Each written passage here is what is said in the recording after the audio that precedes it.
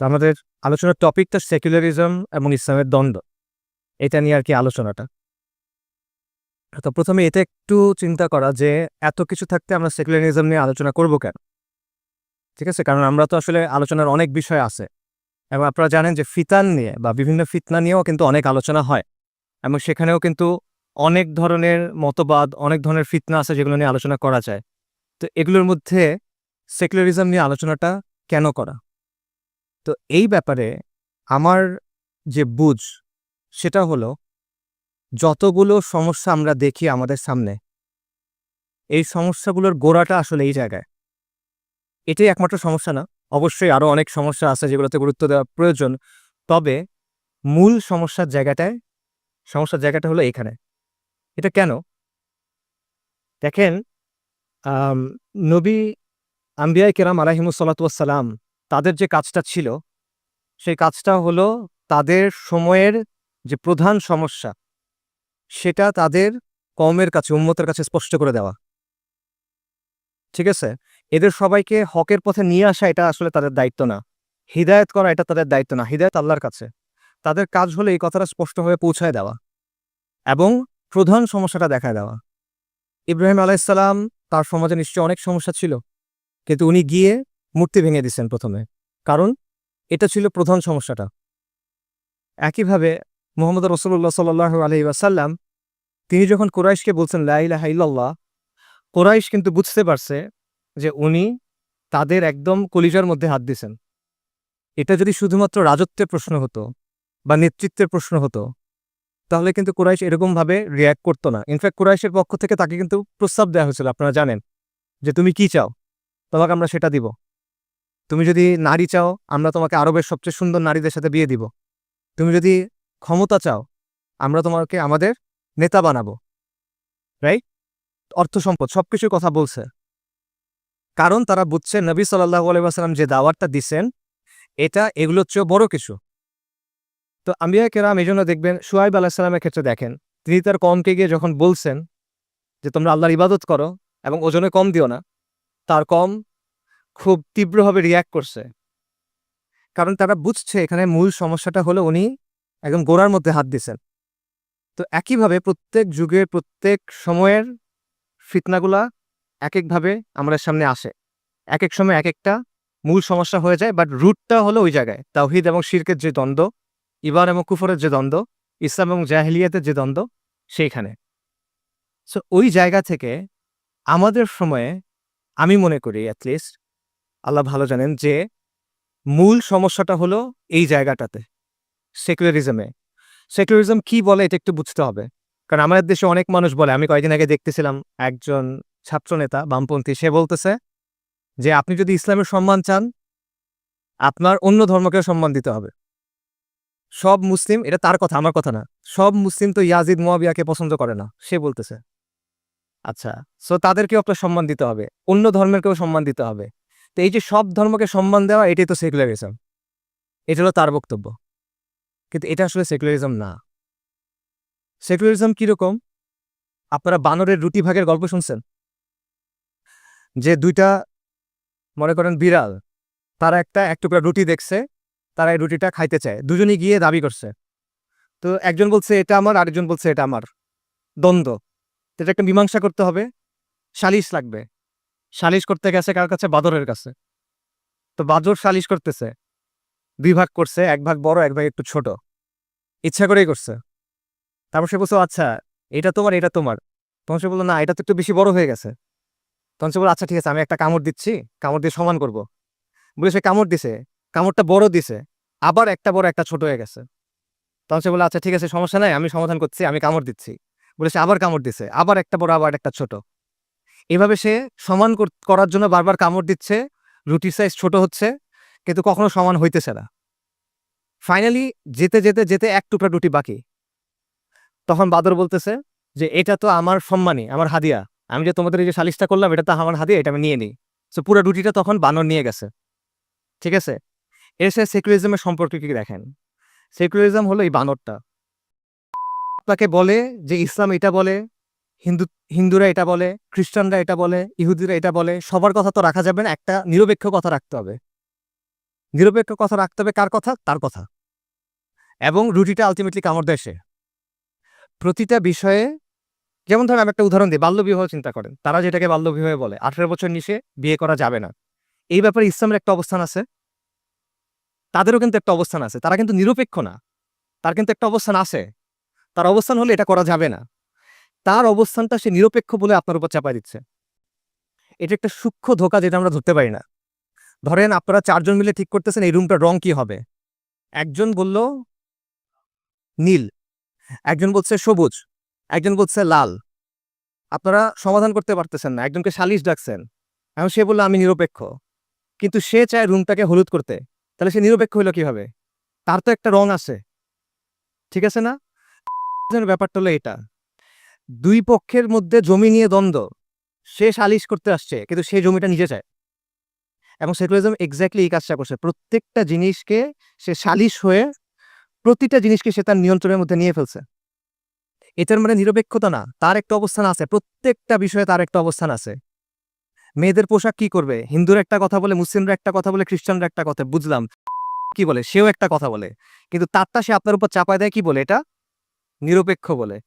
So এটা হলো সবচেয়ে চমৎকার বুদ্ধি। যে আমার কথাটাই থাকবে, কারণ আমি আমার কথাটাকে নিরপেক্ষ বানায় দিব। বুঝতে পারছেন? সে তার নিজের যে আকীদা আছে, তার নিজের যে বিশ্বাস আছে, সে এটা নিরপেক্ষতার নামে চাপায় দেয়। আমি আরেকটা উদাহরণ দেই। মনে করেন পবিত্রতা। কিছু জিনিসপত্র পাক, কিছু না পাক, কিছু জিনিসপত্র পবিত্র, কিছু জিনিসপত্র অপবিত্র। এই ধারণাটা কোত্থেকে আসে? ধর্ম থেকে আসে। একেক ধর্মে একেক জিনিস পবিত্র। যেমন মনে করেন সত্য দিন যেটা, সেখানে আমরা জানি যে জমজমের পানি এটা বরকতময় পানি। মুসহাফ যেটা, এটা পবিত্র, তাই না? হারামাইন পবিত্র জায়গা। তারপর বাইতুল মাকদিস পবিত্র জায়গা। ঠিক আছে না? একইভাবে অন্য ধর্মের মানুষেরও কিছু পবিত্র জিনিসপত্র আছে। গঙ্গার পানি পবিত্র। তারপর মনে করেন গোবর কারো কাছে হয়তোবা পবিত্র। কাশী, মথুরা এই জায়গাগুলা তাদের কাছে পবিত্র। পবিত্রতার ধারণা আসে ধর্ম থেকে। কিন্তু সেকুলার যেই ব্যবস্থা, সেটা বলে যে সেখানে কোনো ধর্ম নাই, সেখানে কোনো বিশ্বাস নাই, সে নিরপেক্ষ। কিন্তু তার কাছেও কিন্তু পবিত্র জিনিস আছে। যেমন ধরেন পবিত্র সংবিধান। সংবিধান পবিত্র। মানুষ একটা বই লিখছে, এটা পবিত্র। পবিত্র জাতীয় পতাকা, জাতীয় সঙ্গীত। জাতীয় পতাকার অবমাননা হয় না? অবমাননা হয়। কয়েক বছর আগে, কয়েক বছর না, ১০ বছর আগে মনে হয় একটা ঘটনা ঘটছিল। আপনাদের মনে আছে কিনা জানি না। ক্রিকেট খেলার সময় স্টেডিয়ামে নামাজ পড়তে হবে। নামাজ পড়ার সময় কি করছে? পতাকা বিছায় নামাজ পড়ছে। তখন এটা নিয়ে সমালোচনা। এক পক্ষের সমালোচনা হলো পতাকার অবমাননা হয়েছে। আরেক পক্ষের বক্তব্য হলো যে না, নামাজও পবিত্র, পতাকা অপবিত্র। ২ পক্ষই গোমরাহ। নামাজ পবিত্র, পতাকা কেন পবিত্র বলেন? কে বানাইছে পতাকাকে পবিত্র? পতাকার কিন্তু হুকুম আহকাম আছে। পতাকার একটা মাপ আছে। এই মাপের বাইরে আপনি বানাইতে পারবেন না। রংগুলা নির্দিষ্ট হইতে হবে, নাহলে পতাকার অবমাননা হয়। আদালতের অবমাননা হয়। হয় না? আদালতে অবমাননার জন্য শাস্তি হয় মানুষের। সংসদের অবমাননা হয়। মুক্তিযুদ্ধের চেতনা, মুক্তিযুদ্ধের স্মৃতি, শহীদ, এগুলা পবিত্র। জুলাইয়ের চেতনা, জুলাইয়ের শহীদের বিরুদ্ধে কিছু একটা বলছে, এগুলা পবিত্র, এগুলা বলা যায় না। স্মৃতিসৌধের কিছু হুকুম আহকাম আছে। শহীদ মিনারের কিছু হুকুম আহকাম আছে। আপনি গিয়ে ওখানে উঠতে পারবেন না। খালি পায়ে উঠতে হবে, সম্মান দেখাইতে হবে। এটা কেন? কারণ এগুলা পবিত্র। এটা পবিত্র কিভাবে হচ্ছে? পবিত্রতার ধারণা তো আসে ধর্ম থেকে। তুমি বলতেছো তুমি ধর্ম পালন করো না। তুমি বলতেছো তুমি ধর্ম নিরপেক্ষ। কিন্তু ধর্মে যেরকম পবিত্রতার ধারণা আছে, এই একই পবিত্রতার ধারণা তুমি কিছু সেকুলার জিনিসের উপর আরোপ করছো। এটা কি? বুঝছেন যে তার কিন্তু একটা আকীদা আছে, তার একটা অবস্থান আছে। সে বলতেছে সে নিরপেক্ষ, যে আমার কিছু নাই ভাই, আমার কোনো সে নাই। আপনারা যেটা বলেন আমি আসছি আপনাদের মীমাংসা করিতে, আমি খুব ভালো লোক। আসলে আমি চাচ্ছি মীমাংসার নামে আমার জিনিসটা আপনার উপর চাপাই দিতে। তো এই জিনিসটাই আমাদের জন্য সবচেয়ে বড় সমস্যা, যেটা আমরা ধরতে পারি নাই, এবং এটা আমাদের উপর সব দিক থেকে চেপে বসছে। দেখেন কুফফার, তারা কিন্তু আপনার সালাত আদায় নিয়ে তার সমস্যা নাই। আপনি যে সালাত আদায় করবেন তার সমস্যা নাই। আপনি সিয়াম পালন করবেন এটা নিয়ে তার সমস্যা নাই। রমজান মাসে জো বাইডেন স্বাগতম অভিনন্দন বার্তা জানায়। ডোনাল্ড ট্রাম্পও অভিনন্দন বার্তা জানায়। নেতানিয়াহু অভিনন্দন বার্তা জানায় রমজান মাসে। জানায় না? হজের সময়ও হয়তোবা জানাবে, এরপরে ঈদের সময়ও হয়তোবা তারা জানাবে। কারণ এটাতে তার সমস্যা নাই। এটা সে মেনে নিতে পারবে। কারণ তার যে সিস্টেম আছে, এটার মধ্যে এতটুক সে অ্যালাউ করতে পারে, এতটুক সে জায়গা দিতে পারে। কিন্তু তার তার সমস্যাটা কোন জায়গায় হয়? যখন আপনি পরিপূর্ণভাবে দ্বীন ইসলামটা পালন করতে চান। এখন সেটা শাসনের ক্ষেত্রে হতে পারে, সেটা সমাজের ক্ষেত্রে হতে পারে, পরিবারের ক্ষেত্রে হতে পারে, জিহাদের ক্ষেত্রে হতে পারে, দুনিয়ার ক্ষেত্রে হতে পারে, মানে রাজনীতির ক্ষেত্রে হতে পারে। যখন তার সীমানার বাইরে জিনিসটা চলে যাচ্ছে, তখন সেটাকে খারাপ বলতেছে। তখন সেটাকে আটকায় দিচ্ছে। এবং সেকুলার ব্যবস্থা কি করতেছে দেখেন, সে তার নিয়ম আপনাকে মানতে বাধ্য করতেছে। যেমন মনে করেন আমাদের দেশের একটু আগে এক জায়গায় এটা বলতেছিলাম যে ইমাম আল গাজ্জালির একটা কল আছে। উনি বলতেছেন সমাজের ভিত্তি হলো দ্বীন আর সমাজের অভিভাবক হলো শাসক বা শাসন। ঠিক আছে? আচ্ছা, এখন এই যে সমাজের ভিত্তি, আমাদের সমাজ এবং আমাদের শাসনের ভিত্তিটা আসলে কি? এটা কে ঠিক করছে?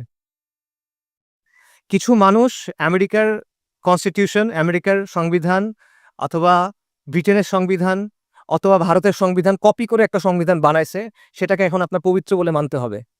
কেন? কিসের ভিত্তিতে? এটা কি আমাদেরকে জিজ্ঞেস করছিল কেউ? আমাদের কেউ বলছিল যে তুমি এটা মানো কিনা?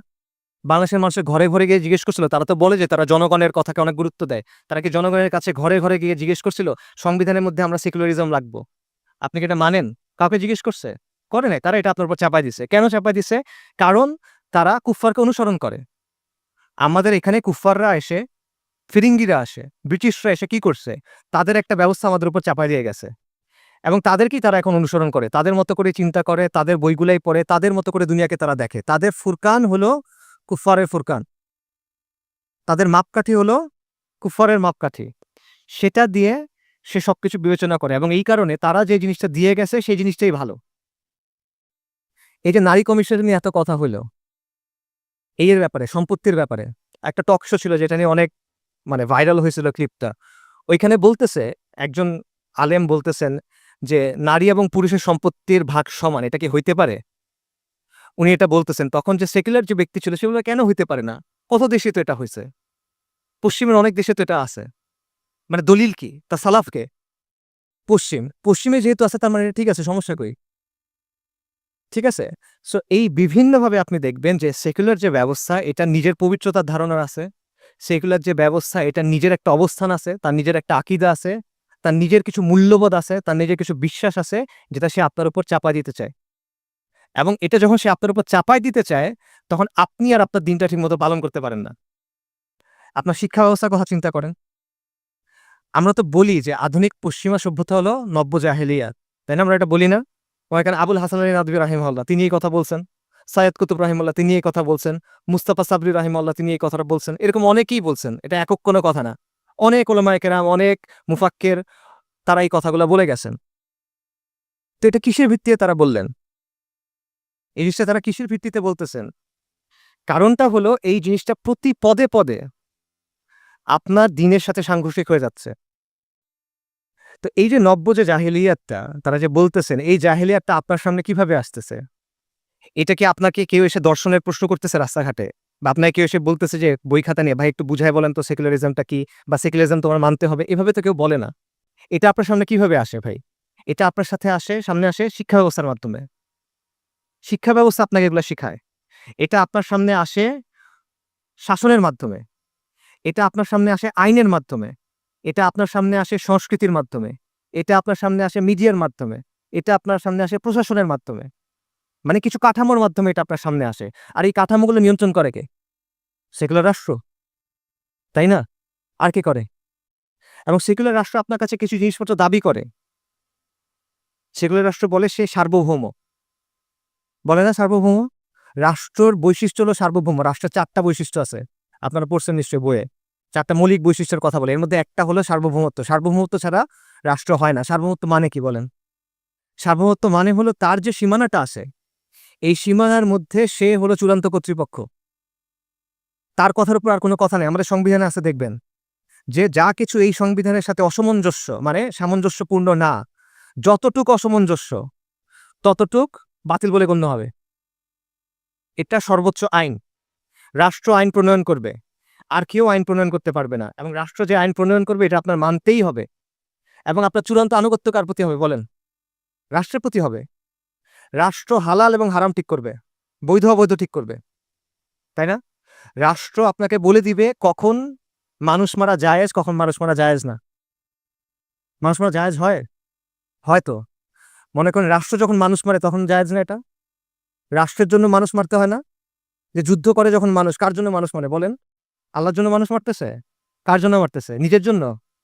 না। রাষ্ট্র বলছে তাই সে মারতেছে। তাই না? তো রাষ্ট্রের জন্য যখন সে মানুষ মারতেছে তখন আপনাকে কি বলা হয়? আপনাকে প্রশংসা করা হয়। আপনাকে খেতাব দেয়া হয়। বীরশ্রেষ্ঠ, বীর বিক্রম, বীর প্রতীক। কারণ রাষ্ট্র যেভাবে মানুষ মারতে বলছে আপনি ওইভাবে মানুষ মারছেন। কিন্তু যদি আপনি অন্য কোনো কারণে মানুষ মারেন সে আপনাকে কি করে? শাস্তি দেয়, ফাঁসি দেয়। অর্থাৎ এইটার বৈধতাও সে ঠিক করে। এরকম প্রতিটা ক্ষেত্রে আপনি দেখবেন, শিক্ষার ক্ষেত্রে আমরা শিক্ষার ক্ষেত্রে কিছুদিন ধরে অনেক আলোচনা হচ্ছিল কিছুদিন আগে যে তারা শিক্ষা ব্যবস্থার মধ্যে এলজিবিটি শিক্ষা নিয়ে আসছে, ট্রান্সজেন্ডারিজমের শিক্ষা নিয়ে আসছে। এটা সে কিভাবে করতে পারতেছে? কারণ এই পুরা জিনিসটার নিয়ন্ত্রণ তার হাতে এবং সে এমন একটা জিনিস বারবার শিখাচ্ছে যেটা দ্বীন ইসলামের সাথে সাংঘর্ষিক। সামগ্রিকভাবে পুরা একটা নিজাম তারা তৈরি করছে, পুরা একটা কাঠামো তারা তৈরি করছে, পুরা একটা ব্যবস্থা তারা তৈরি করছে যেটা প্রতি পদে, পদে ইসলামের সাথে সাংঘর্ষিক এবং শুধু সাংঘর্ষিক না, দীর্ঘমেয়াদে এটা এমন কিছু মানুষ তৈরি করবে, এটা এমন একটা সমাজ তৈরি করবে যারা দ্বীন ইসলাম আর মানতে পারবে না। কারণ সে যদি এই শিক্ষা ব্যবস্থার মধ্য দিয়েই বড় হয়, সে যদি এই শিক্ষাটাকেই সত্য বলে মেনে নেয়, সে যদি এই চিন্তাগুলোকেই বাস্তবতা হিসেবে গ্রহণ করে, তাহলে আল্টিমেটলি সে তো আর দ্বীন ইসলামের ভিতর থাকবে না। সে তো গ্রহণ করে নিয়েছে আরেকজনের কর্তৃত্ব। সে তো আরেকজনকে, আল্লাহর কথার উপর আরেকজনের কথাকে সে গ্রহণ করে নিছে এবং এটা হলো সবচেয়ে বড় সমস্যা। সবচেয়ে বড় সমস্যা এইটা না যে এই মুহূর্তে আপনি দিন পালন করতে পারতেছেন না। এটা অবশ্যই বড় সমস্যা। কিন্তু এর চেয়েও বড় সমস্যা হলো দীর্ঘমেয়াদে সে এমন একটা সমাজ তৈরি করবে, সে এমন কিছু মানুষ তৈরি করবে যারা মুখে হয়তোবা নিজেদেরকে মুসলিম বলবে বাট তাদের অবস্থান ইসলাম থেকে অনেক দূরে। এটা হলো সবচেয়ে বড় সমস্যা এবং এই জিনিসটা মোকাবেলা করা আপনার পক্ষে সম্ভব না। কারণ সে একটা অতিকায় দানবের মতো। প্রতিটা বিষয়ে সে নিয়ন্ত্রণ করে। শিক্ষা ব্যবস্থা সে নিয়ন্ত্রণ করে। আইন সে নিয়ন্ত্রণ করে। সমাজের নিয়মকানুন সে নিয়ন্ত্রণ করে। মিডিয়া সে নিয়ন্ত্রণ করতে পারে। প্রতিষ্ঠান সে নিয়ন্ত্রণ করতে পারে। আপনি কয় জায়গায় কাজ করবেন বলেন? অবশ্যই আলহামদুলিল্লাহ আমাদের ভাইয়েরা যারা কাজ করছেন তালিম তাদরিস নিয়ে, দাওয়াত ও তাবলীগ নিয়ে অবশ্যই এই কাজগুলা আলহামদুলিল্লাহ এগুলোর ফায়দা আছে, এগুলো গুরুত্বপূর্ণ। কিন্তু আমি বলতেছি আপনি জিনিসটা মিলায়ে দেখেন। একদিকে মনে করেন ১৬ তলা বিল্ডিং, আরেকদিকে মনে করেন ২ ইঞ্চির একটা আপনি মাটির ইমারত বানাইছেন। অবস্থাটা এরকম অসম একটা দ্বন্দ্ব হচ্ছে। কারণ তার প্রাতিষ্ঠানিক শক্তি আছে যে শক্তি আপনার নাই। এবং সিস্টেমটা সে এমনভাবে তৈরি করছে যে এই সিস্টেম, এই মেশিন থেকে কি বাইর হবে? কুফর বাইর হবে। এই মেশিনের ভিতরে আপনি যত ভালো মানুষকে ঢুকান, দিন শেষে এটার রেজাল্টটা কি হবে? এমন কিছু মানুষ বের হবে যারা কুফরের উপর আছে। এইটা হলো বাস্তবতা। সে বুঝতেছেও না, সে জানেও না। ইসলাম বইয়ের মধ্যে দিয়ে তাকে মনে করেন এটা শিখাই দিবে সে। কারণ পুরা নিয়ন্ত্রণ তার হাতে। এই কারণে আমি মনে করি যে যে ব্যবস্থা আছে, এইটা হলো আমাদের সময়ে এটলিস্ট আমাদের জমিনে, এটা আমাদের জমিনে সবচেয়ে বড় প্রবলেম। আরেক জায়গায় এটা না হইতে পারে। মনে করেন ফিলিস্তিনের সবচেয়ে বড় প্রবলেম হয়তোবা এটা না। কিন্তু এই জায়গায় এটা সবচেয়ে বড় সমস্যা আপনার জন্য। যতক্ষণ না পর্যন্ত আপনি এটা সমাধান করতে পারতেছেন, যতগুলো সমস্যা নিয়ে আমরা চিন্তা করতেছি, এগুলোর পূর্ণাঙ্গ কোনো সমাধান আসবে না। যতগুলো সমস্যা নিয়ে আমরা চিন্তা করতেছি, যতগুলো সমস্যা নিয়ে আমরা কাজ করতেছি, এগুলোর পূর্ণাঙ্গ সমাধান ততক্ষণ পর্যন্ত আসবে না, যতক্ষণ পর্যন্ত এই জায়গায় আপনি সলভ করতে না পারতেছেন। ঠিক আছে? সো এইটা হলো ইসলাম এবং সেকুলারিজমের দ্বন্দ্বের জায়গা। পবিত্রতার জায়গায় সে বিকল্প তৈরি করে। আল্লাহর কর্তৃত্বের প্রশ্ন, আল্লাহর রুবুবিয়তের প্রশ্ন, আল্লাহর উলুহিয়তের প্রশ্ন, আল্লাহর যেই জায়গায় আল্লাহর একটা কথা আছে, সেই জায়গায় সে আল্লাহর কর্তৃত্বকে অস্বীকার করে। সমাজ এবং শাসনের ব্যাপারে আল্লাহর কথা নাই? অবশ্যই আছে। প্রতিটা বিষয়ে দ্বীন ইসলামের একটা অবস্থান আছে। এজন্য তো আমরা বলি যে এটা দ্বীন, এটা কমপ্লিট কোড অফ লাইফ। সে কি এটা স্বীকার করে কিনা? না, সে অল্প কিছু অংশ স্বীকার করছে। বলছে এইতটুক তুমি মানতে পারবা, বাকিগুলো মানতে পারবা না। সেটা বলতেছে না আপনাকে? সো এইটা হলো সেকুলারিজমের সমস্যা। একটা জায়গায় আমরা অনেকে দ্বিমত করতে পারি। যেমন অনেকে মনে করেন যে এই জায়গার সবচেয়ে বড় সমস্যা হলো ভারতীয় আগ্রাসন বা হিন্দুত্ববাদ। অনেকে এটা মনে করেন। আমি তাদের সাথে দ্বিমত করি। হিন্দুত্ববাদ এবং ভারতীয় আগ্রাসন অনেক বড় সমস্যা। এটাতে কোনো সন্দেহ নাই। এটা অনেক বড় একটা সমস্যা। কিন্তু এটা মৌলিক সমস্যা না, এটা প্রধান সমস্যা না। আপনি এই অঞ্চলের ইতিহাসটা একটু দেখেন। মুসলিমরা আল্লাহর ইচ্ছায় যখন এখানে বিজয়ী হইছে, এরপরে পৌত্তলিকরা আমাদেরকে কখনো পরাজিত করতে পারছে? পরিপূর্ণভাবে পরাজিত করতে পারছে কখনো? পারে নাই কিন্তু। কখনো পারে নাই। অল্প, অল্প জায়গায় হয়তোবা তারা কিছু করছে। মারাঠিরা কিছু জায়গায় হইছে বা সুলতানি আমলে কিছু কাজকর্ম তারা করছে। কিন্তু সামগ্রিকভাবে তারা কি আমাদের পরাজিত করতে পারছে? আলহামদুলিল্লাহ পারে নাই। আমাদের পরাজিত কে করছে? আমাদের পরাজিত করছে ব্রিটিশরা। সে আমাদের শুধু পরাজিত করে নাই, আমাদের সবকিছু ভেঙে চুরে দিছে। আমাদের শিক্ষা ব্যবস্থা ভেঙে দিছে। আমাদের রাজনৈতিক ব্যবস্থা ভেঙে দিছে। আমাদের সামাজিক কাঠামো ভেঙে দিছে। কাঠামোগত গণহত্যা মানে মানুষ হত্যা হয়েছে যে বড় কথা হলো যে কাঠামোটা কমপ্লিটলি তারা ভেঙে দিছে আমাদের। যখন আমাদের ভেঙে দিছে, পৌত্তলিকরা আমাদের উপর প্রভাব কখন খাটাইছে? তারা নিজেরা করছে আপনাকে? তারা নিজেরা আপনাকে পরাজিত করছে? করে নাই। তারা ছিল ব্রিটিশদের জুনিয়র পার্টনার। হ্যাঁ, তাদের ইচ্ছা ছিল আপনাকে ডমিনেট করা, তাদের ইচ্ছা ছিল আপনাকে নিয়ন্ত্রণ করা। কিন্তু তারা নিজেদের জোরে তো এটা কখনো করতে পারে নাই। যখন ব্রিটিশরা এসে আপনাকে পরাজিত করে দিয়েছে, তখন সেই সুযোগে সে আপনার উপর কর্তৃত্ব নিছে। সে ব্রিটিশদের সহায়তাকারী হইছে। সে লুটপাট করছে, তারা ব্রিটিশদের কেরানি হইছে। সে লুটপাট করছে, তারা ব্রিটিশদের এই যে বেনিয়া হইছে, তাদের ওই যে মানে ক্লার্ক হইছে বেসিক্যালি। কাজেই ব্যাপারটা এমন না যে পৌত্তলিকরা তাদের নিজের ক্ষমতায়, নিজের বুদ্ধিতে আমাদেরকে পরাজিত করে গেছে। রাদার ব্রিটিশরা এসে আমাদের পরাজিত করছে, এসে আমাদের পুরা কাঠামো ধ্বংস করে দিয়ে গেছে, আমাদের মানসিকভাবে পরাজিত করে দিছে। এই সুযোগে ওরা আমার উপর চেপে বসছে। তবে সমস্যার গোড়া কোথায়? ওই জায়গাতে সমস্যার গোড়া। ফিরিঙ্গিদের যে নিজাম, সেই জায়গাতে সমস্যার গোড়া। আপনি চিন্তা করে দেখেন আমাদের বর্তমান অবস্থা কি? আমাদের বর্তমান অবস্থা তো ভালো না, তাই না? এই কওমের ভবিষ্যৎটা কি আমরা কেউ জানি না। আমাদের অর্থনৈতিক অবস্থা খারাপ, রাজনৈতিক অবস্থা খারাপ, কি সংকট আমরা কেউ কিছু জানি না। এত, এত মানুষ কুরবানি দিল, এরপরেও কোনো পরিবর্তন হলো না ওইভাবে। ঠিক আছে না? তো আমাদেরকে যারা শাসন করছে তারা কি হিন্দু ছিল? ৪৭ সাল থেকে যারা শাসন করছে তারা কেউ হিন্দু ছিল? হিন্দু পরিচয় কেউ শাসন করছে? বরং আপনাকে এতদিন যারা ভারতের কররাজ্য বানায় গেছিল যে, সে তো নিজেকে তাহাজ্জুদওয়ালি বলতো। বলতো না? সে হিন্দু পরিচয় আপনাকে শাসন করতে পারে নাই কিন্তু। এটা কখনো সম্ভব যে কোনো মুসলিম তাকে কি আপনি বলবেন যে, "ভাই চলো আমরা বেদের আইন দিয়ে শাসন করি?" এটা সম্ভব কোনো মুসলিমকে গিয়ে আপনি বলবেন যে, "ভাই চলো বাইবেলের আইন দিয়ে শাসন করি, তাওরাতের আইন দিয়ে শাসন করি?" সে জীবনেও মানবে না। বলছে, "না, মদ খাওয়া ছেলেটাও মানবে না। জিনা করা মেয়েটাও এটা মানতে পারবে না।" কিন্তু আপনি ফিরিঙ্গিদের ব্যবস্থাটা কিন্তু মেনে নিছেন। সেটার আইন আপনি মানতেছেন। আপনাকে কেউ বলতো যে, "আল্লাহর আইন মানার দরকার নাই, বেদের আইন মানো।" নাউজুবিল্লাহ। আপনি মানতেন না। কিন্তু আল্লাহর আইন মানার দরকার নাই, ব্রিটিশদের আইন মানো, আপনি তো মানছেন। আপনাকে এসে বলল, "কোরআন মানার দরকার নাই, বেদ মানো।" আপনি মানতেন না। কিন্তু আপনাকে বলছে, "কোরআন মানার দরকার নাই, সংবিধান মানো।" আপনি তো মানতেছেন। মানতেছেন না? তো এই প্রতিটা জায়গায় কেন সে এটা করতে পারছে? ওই যে সে নিরপেক্ষ। এবং তার যে তারা চলে গেছে, তাদের প্রভাবটা কত দেখেন আপনি। তারা এখনো চলে গেছে। কিন্তু এখনো তাদের ব্যবস্থা দিয়ে আপনি আপনার দেশ চালাইতেছেন। এতগুলো মানুষ মারা গেল। মনে করেন ৭১ এর কথা ধরেন বা ৯০ এর গণঅভ্যুত্থান মনে করেন বা এই জুলাইয়ের কথা মনে করেন। মানুষ তো মারা গেছে। মানুষ তো কষ্ট করছে। মানুষ তো আন্তরিকভাবে রাস্তায় নামছিল নাকি? তো এই যে কুরবানি করল, এই কুরবানির পর আপনি কি পাইলেন বলেন? কিছু পাচ্ছেন না। কেন? বারবার আপনি ওই জায়গাতেই যাচ্ছেন। এইটা হলো তার প্রভাবটা আপনার উপরে। আপনি যখন সবকিছু ভেঙে ফেলেন, তাও বানানোর সময় তার কাছেই যান। এবং তার ফলাফল হলো যে এখন আপনি দেখেন বাংলাদেশে জাতিসংঘের মানবাধিকার কমিশনের অফিস তৈরি হচ্ছে। কাগজে কলমে আপনি ৯০% মুসলিম। এটা হলো এমন একটা অফিস যেটার কাজ হলো সব ইসলামের বিরুদ্ধে। এই সিরো সনদ, এলজিবিটি যা, যা কিছু আছে দিন ইসলামের বিরুদ্ধে। ওলামায়ে কেরাম এটার বিরুদ্ধে মানে অনেক আগে থেকে কথা বলে যাচ্ছেন। কিন্তু এটা বাস্তবায়ন হয়ে যাচ্ছে। কোন শক্তিতে হচ্ছে? নিজামের শক্তিতে হচ্ছে। ঠিক আছে? কাজেই আপনার মূল সমস্যাটা আপনি এই যে হিন্দুত্ববাদের আপনি যদি এই সেকুলার ব্যবস্থার চক্কর থেকে বাইর হতে না পারেন, আপনি যদি এই ব্যবস্থার নিয়ন্ত্রণ থেকে বের হতে না পারেন, আপনাকে অবশ্যই কখনো মুশরিকরা বা কখনো কুফফার আপনার উপর নিয়ন্ত্রণ করবে। কারণ আপনি নিজেকে ওই অবস্থায় নিয়ে যাচ্ছেন। সো এটা মূল প্রবলেম না। আমাদের অবশ্যই আমি আবারও বলছি, এটা আমি হালকা করার জন্য বলছি না। হিন্দুত্ববাদ বা ভারতীয় আগ্রাসন এটা অবশ্যই সমস্যা। কিন্তু এটা আপনি মোকাবেলা কেমনে করবেন আমাকে বলেন? আপনার যদি এই সিস্টেমটার মধ্যেই আপনি থাকেন, আপনি এটা মোকাবেলা কেমনে করবেন?